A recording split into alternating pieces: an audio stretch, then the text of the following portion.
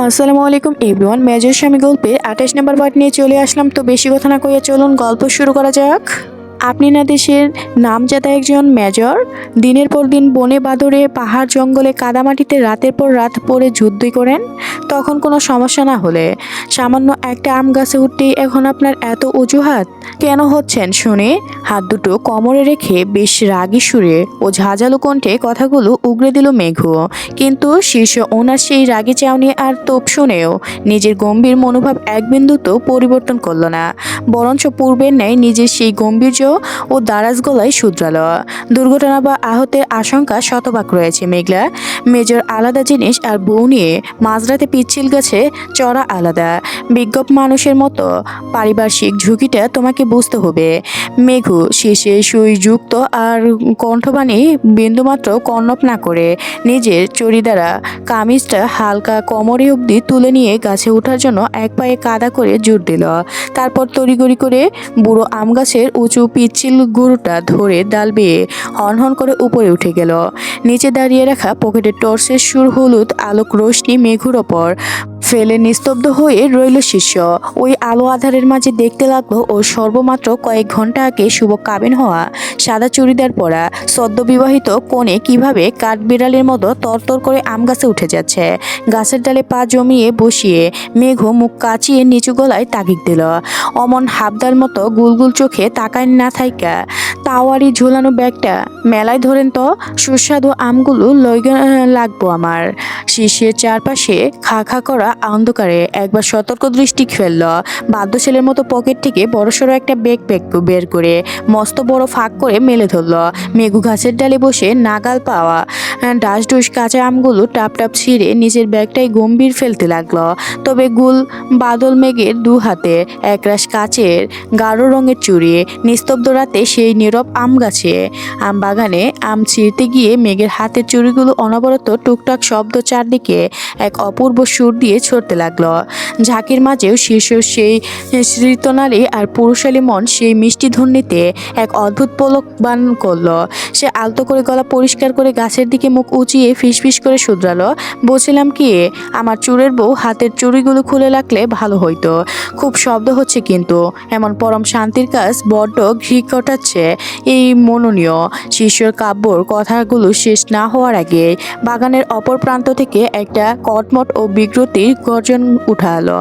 আর আগে আগে হালকা রে এই একটু বেলায় হারামি রূপাল বাগানে বিদ্যুৎ ঢুকিয়ে কুকুম করছে। ধরা পড়লে হালার পুরে মোটা কিঞ্চি বাঁশ আয়না ও ঢুকাইয়া দিমো। হঠাৎ সেই জমদূরের মতো হাঁক শুনে গাছের ওপরে বসে থাকা মেঘুর পিঠে চমকে উঠল। অপর থেকে আটকে নিচে দাঁড়িয়ে থাকা সম্বোধন মেজরের দিকে তাগিদ দিয়ে ফিসফিসিয়ে চেঁচিয়ে উঠল, আবে আহম্মদ, হা করে খাড়াই আছেন কেন? ক্যালারি খাবেন?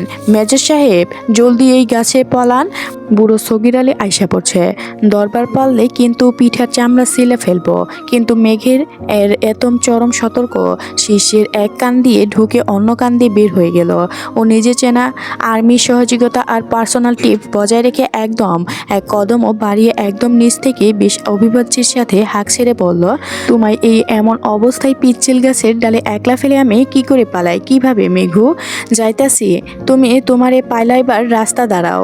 হালারপু হারামু বাগানে আইসা গভীর রাইতে আমার চুরি করবি? নে ঠেলা সামলা। কথাটা বলতে না বলতেই কোনো এক প্রকার আম গাছের নোটিশ ছাড়াই শীর্ষে চওড়া পতদ্দেশে চপট করে এক বিরাট বাঁশের কিঞ্চি আঘাত এসে আছড়ে পড়ল।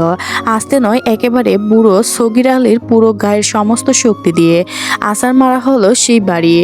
আউস জীবনের প্রথম এমন অনাকাঙ্ক্ষিত ও অপ্রত্যাশিত শারীরিক আক্রমণে মেজর শীর্ষ কায়দারের কুটুক মুখ হতে চরম ব্যথার ও সরুণ এক শব্দ ছিটকে বের হয়ে এলো।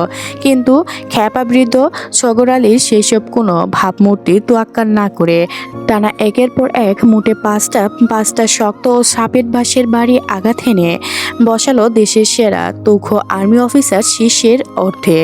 গাছের ডাল থেকে চোখ দুটো মস্ত বড় বড় করে পুরো নিজের স্বামীকে মুড়ে বুড়ো হতে চশমার বাস থেকে দেখে হতভম্ব ও স্বস্তির হয়ে দেখে মেঘনা। শিষ্য চাইল এক সেকেন্ডেও বুড়ো সগির আলীকে কাবু করে ফেলতে পারত, কিন্তু ও জানে নিজের পরিচয়ের সামনে এলে মেঘের নাম জড়াবে, বাড়ির লোক জানবে, আর মেঘও চরম বিপদে বা লজ্জায় পড়বে। তাই নিজের সেই আর্মি ইগো আর সম্মান বিসর্জন দিয়ে কেবল নিজের ভালোবাসার মানুষটির নিরাপত্তার কথা চিন্তা করেই সে নীরবে কষ্ট সহ্য করছিল। গাছের ওপরে দাঁড়িয়ে দৃশ্যটা দেখে মেঘু কিন্তু আর আগে পিছিয়ে কিছু ভাবল না।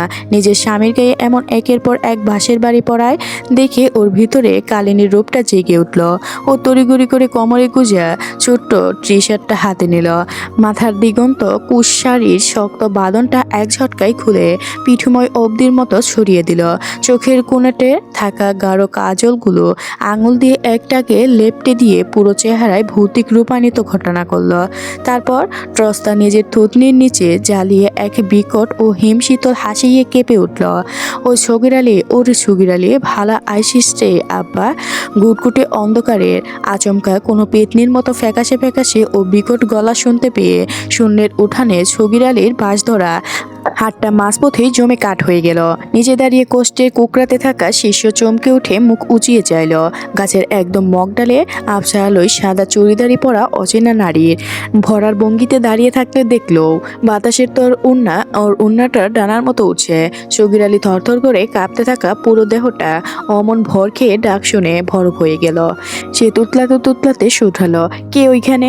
গাছের ওপর থেকে টর্চ লাইটের আলো নিজের লেপটে থাকা ভুতুর মুখে রেখে গলার সুর আরো নারকীয় করে শুধরালো, তোর জন্মদাত্রী মা হুরমুনিয় কামাল বিবিরে। নিজের আপনার আম্মাজানের চিনবার পাইলি কই আব্বা? বহু বছর আগে পরপরই বাড়ি দেওয়া নিজের মা হুরাই কমল বেবির নাম শোনা মাত্রই সগির আলীর বুকের কলিজা ধর্ষ করে নিচে নেমে এলো। চোখ দুটো ছানা বড়া হয়ে গেল ওর। আতকে চিৎকার করে উঠল, নিশি রাইতে আইসে রে, ওরে বাবা গো, নিশি রাইতে ডাকছে। এই যে পোলা নিজের বাস খাইয়া সঙ্গীকে বাঁচানোর আশা ছেড়ে তাকে দেখে ওখান থেকে নেই। শিষ্য আগে চতুরের সাথে আধারে আলার হয়ে যায়, আর অন্ধকারের কারণে সগির আলীকে ওকে এতক্ষণ চেনার সুযোগও পায়নি।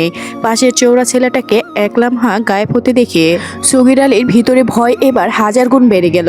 ও আবার তুতলাতে গাছের পানে দৃষ্টি রেখেই চোখ ছানা বড়া হয়ে গেল। গাছের ডালে বেয়ে রক্তচক্ষু মেলে এক বিকট হুড়ম কামাল বিবি যেন স্টার্ট ওর দিকেই এগিয়ে আসছে। ওর ভরা রক্তবর্ণ মুখ একদম স্পষ্ট দেখা যাচ্ছে এখন।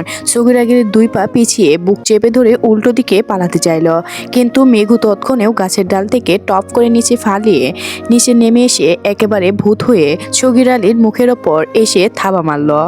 গুটগুটে রাতে সাদা পোশাকে নিজের মৃত মায়ের এমন ভরার ও রক্তহীন করা অবয়া একদম চোখের সামনে দেখে আর নিতে পারল না সগির আলী। চোখ দুটো উল্টো করে ওইখানে ধুপুস করে অজ্ঞান হয়ে মাটিতে লুটিয়ে পড়ল। মেঘু টর্চারটা নিভা লুটিয়ে পড়া বুড়োর দিকে তাকিয়ে এক গা জ্বালানো ভঙ্গি করে বলে উঠল, শয়তান বুইরা, মার্সেলে আমার জামাইরে বাস, আর এহেনে এই ঠান্ডা মাটিতে পয়রা থাক। রাতের শেষাংশ শ্রাবণের সুভাষিত সূচনা হলো যেন আজ থেকে। আনন্দের বাহিরে মেঘ ভাঙা তাণ্ডব মেতে উঠেছে, জুড়ে বাতাস বইছে, গাছে গাছে পাতার হুহুর রুত আর শ্রাবণের অঝুরের বাড়ি ধরা ধুয়ে দিচ্ছে সমস্ত শহরকে। ঠিক সেই মুহূর্তে কায়দার বাড়ির আনন্দের চেয়ারের মতো চুপচাপ নিজের ঘরে প্রবেশে এসে করে শিষ্য ও মেঘ নিজেদের দুজনের পরিধি ব্যস্ত কাদামাখা শরীরে। আপনি কেন শুধু ওনার হাতে ওই বাঁশের মারগুলো চুপচাপ খেলেন বলুন তো মেজর সাহেব? নিজের ভিজে যাওয়া চুড়িদারির ওড়না সামলাতে ব্রু তুলে প্রশ্নটা করে মেঘ শিষ্যের কাবার থেকে তোয়ালে আর পরিষ্কার ট্রাউজার বের করে নিতে ধীর ও শান্ত গলায় জবাব দেয়, আমি প্রতিক্রিয়া দেখালে কাল সকালে পুরো শহর জেনে যেত শিষ্য কায়দারের বউ গভীর রাতে আম চুরি করতে গিয়ে ধরা পড়েছে। লোকমুখে তোমার নামে বদনাম রট্ট প্রিয়া, আর তা আমি হতে দিব কিভাবে? শিষ্য ওয়াশরুমের পানি ঘটঘটিয়ে যাওয়ার পথ চলার দিকে মেঘুর তীব্র শুকনো ও নজর স্থির হয়ে থাকে। ও খুব ভালো করে বুঝতে পেরেছে মানুষটা পদচ্ছ আর কোমরে বেশি রগচ্ছ আঘাত পেয়েছে। মেঘু এক গভীর ও ভারী দীর্ঘশ্বাস পেলে মনে মনে আওড়ায়, ফ্রেশ এই সামান্য আমিটার জন্য এত বড় একটা লোক এতটা অপমান আর বেদনায় ভরা ব্যথায় মারা হজম হয়ে নিল। আর আপন মনে কথাগুলো শেষ করে ও দ্রুত ঘর থেকে বাহিরে পা চালায়। মিনিট খানিক পরে ফিরে আসে হাতে একখানা কাপড় মোড়ানো আইস প্যাক নিয়ে। দেখে একদম লক্ষ্মী ছেলের মতো বস্তু একটু নিচে নামিয়ে উল্টো হয়ে শুয়ে পড়ন্ত নির্চিত ও উগ্ন বদনে আদেশে জারি করে মেঘু। শিষ্য তোয়ালে দিয়ে চুল মুছতে মুছতে মেঘুর এমন অনাকাঙ্ক্ষিত কথাই হিতাহিত না বুঝতে পেরে এখনকার চৌড়া ভ্রু উঁচু করে তাকায়। তবে এখন বিস্তারিত বিবরণ দেওয়ার মতো বিন্দুমাত্র সময় মেঘুর হাতে নেই। এই সংক্ষিপ্তে তাগাক দিয়ে বলে ওঠে, আইস প্যাকের বরফ ঠান্ডা ছেঁক দিব ব্যথার জায়গায়। কোনো কথা না বাড়িয়ে চুপ করে শুয়ে পড়ুন তো দেখি। মেজর সাহেব আর কথা না বাড়িয়ে বাধ্য বালকের মতো শান্তভাবে বিছানায় উল্টো হয়ে শুয়ে পড়লেন। মেঘু আস্তে আস্তে পরম যত্নে আর মায়ায় শিষ্যের আঘাতপ্রাপ্ত রক্তের স্থানে বরফের ছেঁক দিতে থাকে। শিষ্য যদিও পুরো বিধ্বস্ত ছিল না, তথাপি ছেঁকের কাজটা নিখুঁত করতে নিজের পরনের ট্রাউজারের অপর অংশ খানিকটা নামিয়ে দেয়। আর তাতে মেঘুর পুরো তনুদেহে যেন আগুন ধরে যায়। ফর্সা গাল দুটো মুহূর্তে লজ্জায় রাঙা হয়ে ওঠে। শরীরে গরম হাত শুরু করে তীব্র জ্বালা লজ্জায় ফলে। ও তড়িঘড়ি করে নিচের চঞ্চল দৃষ্টিটা সেই অনাবৃত পুরুষের ত্বক থেকে অন্য পাশে সরিয়ে নেয়। মেঘুর এই কবাতে থাকা লাজুক অবস্থা সরাসরি না তাকিয়েও ও খুব ভালো করে উপলব্ধি করতে পারে শিষ্য। নিজের পদধস্যে কোমরে মেঘের কাঁপাতে থাকা ওই কমল হাতের আলতো স্পর্শ শিষ্যের সুদাম দেহে এক বিভিন্ন ও আদিম শিহরণ এনে দেয়। এক অদম্য পুরুষালী প্রবল চাহিদা এর রক্তে রক্তে মাথা চওড়া দিয়ে উঠে আরম্ভ করে। তবে এই বাসরাতে নিজেকে দমন করা যে এক চরম ও কঠিন যুদ্ধ। সেই মন মানসিকতা যুদ্ধে শিষ্য কায়দার নিজেকে হাসি মুখে জয় বানিয়ে নেয়।